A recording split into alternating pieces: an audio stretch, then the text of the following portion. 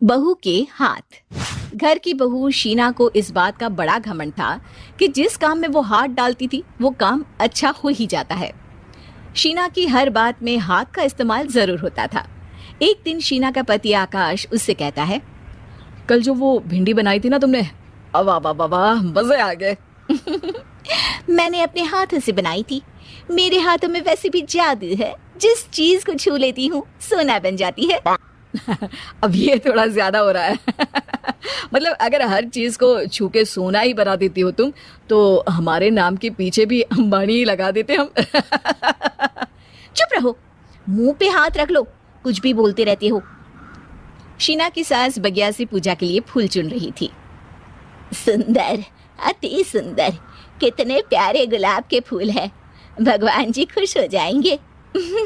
मैंने अपने हाथों से जो पौधा लगाया था, मेरे हाथों की कोई भी चीज बेकार नहीं जाती। हाँ बेटा, सही कह रही है, इसीलिए तो तुम्हारे पिताजी से मैंने अपने बेटे के लिए तुम्हारा हाथ मांगा था। और उन्होंने हाथों हाथ में मेरा हाथ आपकी बेटी के हाथ में दे भी दिया था। हाँ बेटा, वो तो है, पर मुझे ये बता, तू ये हर बात में हाथ क्यों बीच में लेकर आती है?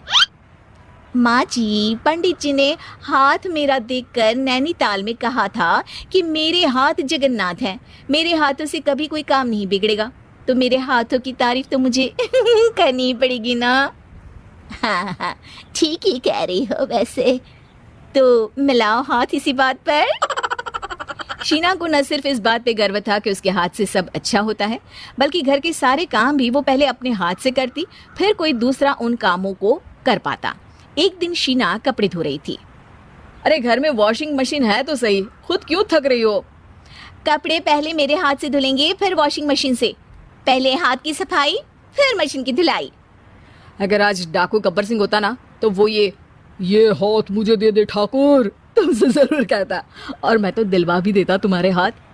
हर एक काम में हाथ बटाओ, ज्यादा जुबान न चलाओ, वरना दूंगी एक उल्टे हाथ से। क्या दोगी?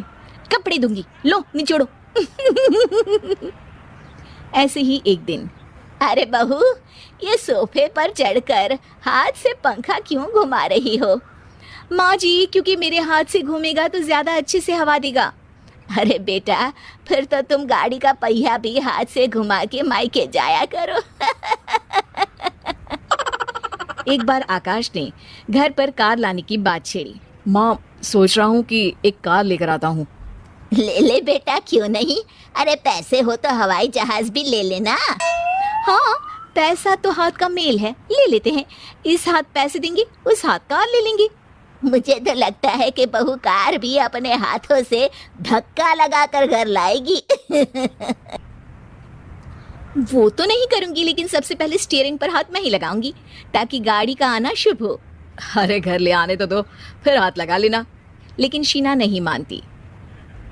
अगले दिन ही सब कार लेने जाते हैं। शीना सेल्समैन से कहती है, भैया ये कार बहुत पसंद है, पैक कर दो। अरे ओ भगवान, 2 मीटर कपड़ा नहीं है जो पैक करवा ले, जरा चला कर तो देखने दो। यस सर, बिल्कुल, टेस्ट ड्राइव कीजिए ना। अरे नहीं नहीं, सबसे पहले मैं हाथ लगाऊंगी गाड़ी को, मेरे हाथ अच्छे हैं। अरे यार, हाथ तो मैं भी धोता ही हूँ, और आजकल तो सैनिटाइजर से भी धोता हूँ। मेरे काम में हाथ ना अड़ाओ। अरे टांग ना अड़ा होता है भगवान, हाथ नहीं। शीना ड्राइविंग सीट पर बैठ जाती है और आकाश उसे गाड़ी के फंक्शन समझाता है। देखो शीना, ध्यान रखना, ये है स्टीयरिंग, इससे राइट लेफ्ट जाएंगे, ये है एक्सेलरेटर, इससे स्पीड कंट्रोल कर सकते हैं, और उसी के पास में है ब्रेक, जो तुम्हारी जुबान में शायद मिसिंग है। ठीक है, ज्यादा भी सिखाने की जरूरत नहीं है। मेरी माँ तो कहती है कि मैं अगर अपनी शुभ हाथ लगा दूं तो जग घूम जाए, तो ये स्टीयरिंग क्या चीज है? शीना गाड़ी स्टार्ट कर देती है और स्टीयरिंग को घुमाते हुए एक्सेलरेटर पर धीरे से पैर रखती है, और शोरूम के बाहर के एरिया में ही गाड़ी घूमने लगती है, जहां दूसरी गाड़ियां भी रखी हैं। देखा मेरे हाथों का कमाल। अब ब्रेक दबा दो, आगे गाड़ी है। शीना आगे गाड़ी देखकर घबरा जाती है और पाँव गलती से एक्सेलरेटर पर पड़ जाता है। कार आगे खड़ी एक बड़ी गाड़ी में घुस जाती है। दोनों कार से उतरते हैं। सेल्समैन भागते हुए आता है। अरे 7 लाख की गाड़ी खरीदने आए थे और 15 लाख की गाड़ी ठोक दी, ओ माय गॉड। आकाश की माँ, आकाश और शीना घबरा जाते हैं। इतना सारा पैसा कहाँ से आएगा? तभी वहाँ मैनेजर भी आ जाता है, पूरा माजरा समझता है। अरे टेंशन मत लीजिए, गाड़ियों का इंश्योरेंस था, आप जो कार लेने आए थे वही खरीद लीजिए। पर मैडम, जब तक आप सीख ना ले तब तक गाड़ी मत चलाइएगा। अभी तो आपने गाड़ी बस ठोकी है, जिसका बीमा भी था, लेकिन सड़क पे चलते हर इंसान का बीमा नहीं होता। अरे मेरे हाथों से ठुक भी गया ना तो उसकी जिंदगी बन जाएगी, और अगर चला भी गया तो स्वर्ग ही पाएगा। मैनेजर साहब, मेरे हाथ में कोई दिक्कत नहीं है, वो तो बस पाँव गलत जगह पर चला गया था। शीना की बात सुनकर आकाश अपना सर पीटता है और उसकी सास अपने हाथ से खुद का मुंह छिपा लेती है और मैनेजर हाथ जोड़कर माफी मांग लेता है।